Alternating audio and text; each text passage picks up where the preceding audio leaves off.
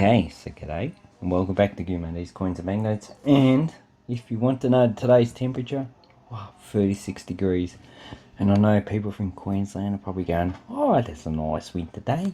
People in Tasmania going, why are you still alive? Anyway, so today we've got some new banknotes and from the Hampton Inn by Hilton. And here we have quite a few stamps. So Christmas 1979.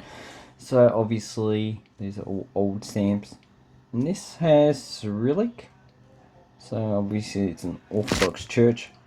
Probably Russian? Nah, probably Serbian.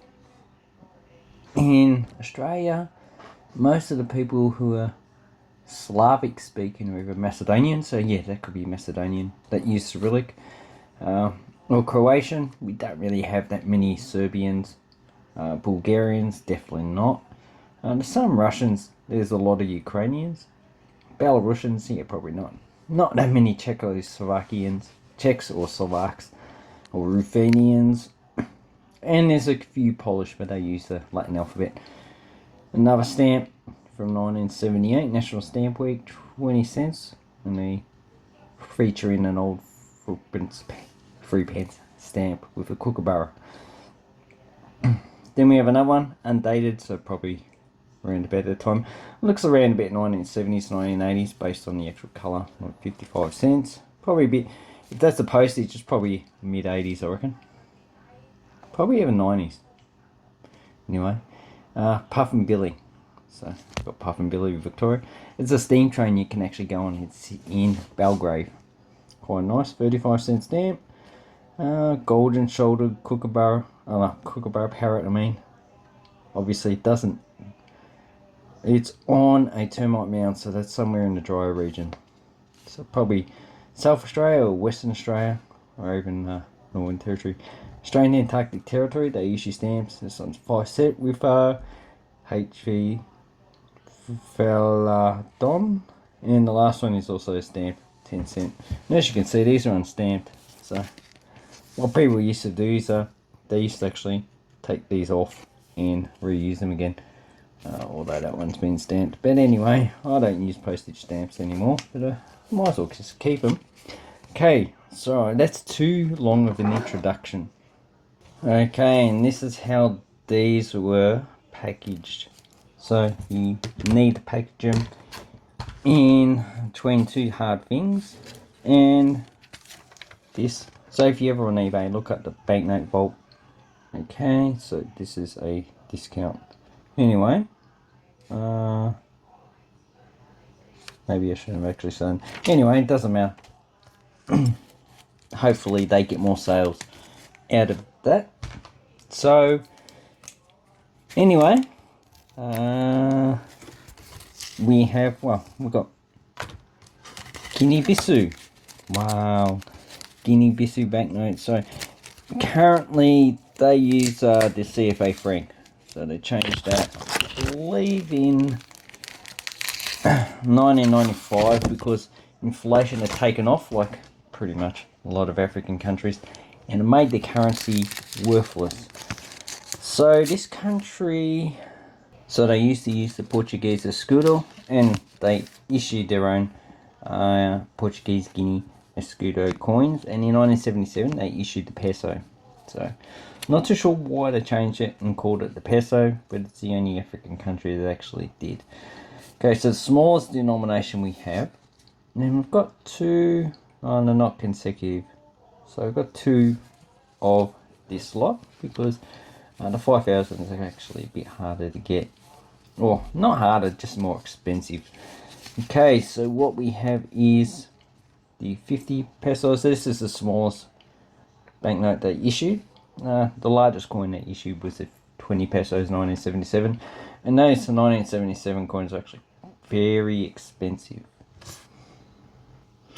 And on this banknote we have a portrait of a resistance fighter against the Portuguese, Pensão na Isna. And Wikipedia doesn't have his page in English, but it does have in Portuguese, which you can translate.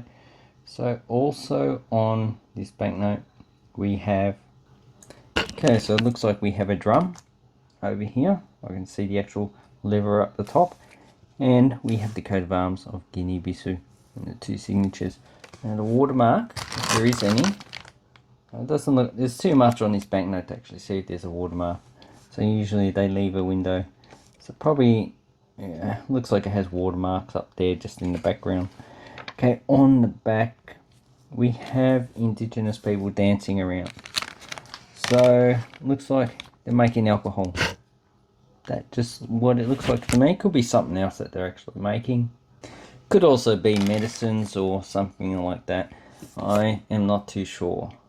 Okay, then the next banknote we have is 100 pesos. So that one is, these are all probably from the 1980s.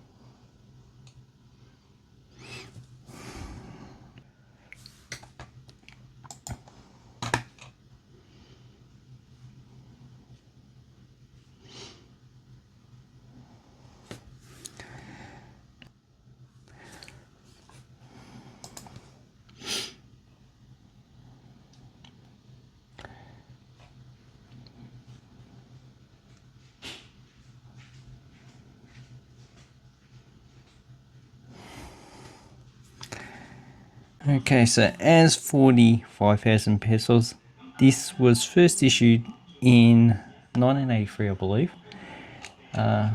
Need to look up Numastar. Okay, 1984. But this is the 1993 version. And it has the map of Guinea-Bissau.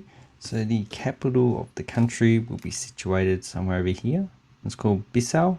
That's why it's actually called that. Then we have whatever that is, I'm not too sure.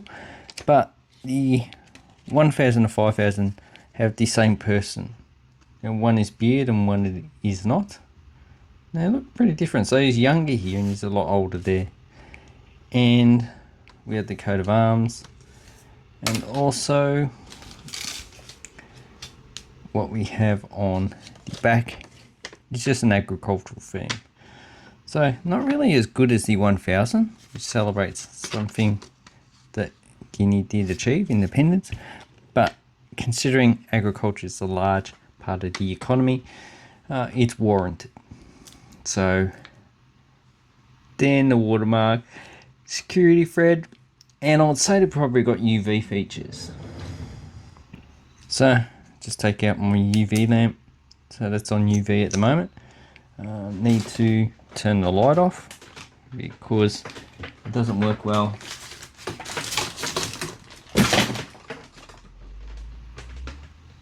Okay, we need it darker, but it's need to wait so the light dies. Okay, we'll see if we can got some UV on them. Looks like the serial number is, no, it doesn't look like it has too much. Anyway, I'll wait till it gets nighttime, then maybe we should be able to actually see better features. But if you want to buy this entire set, I'm not selling them, so you can probably look on eBay. They cost about 25 bucks. If you want the 10,000 as well, you'll probably be paying at least $50 for all those banknotes. Anyway, hope this helps you with your banknote and coin collection. Let me know which one is your favorite. Thank you and goodbye.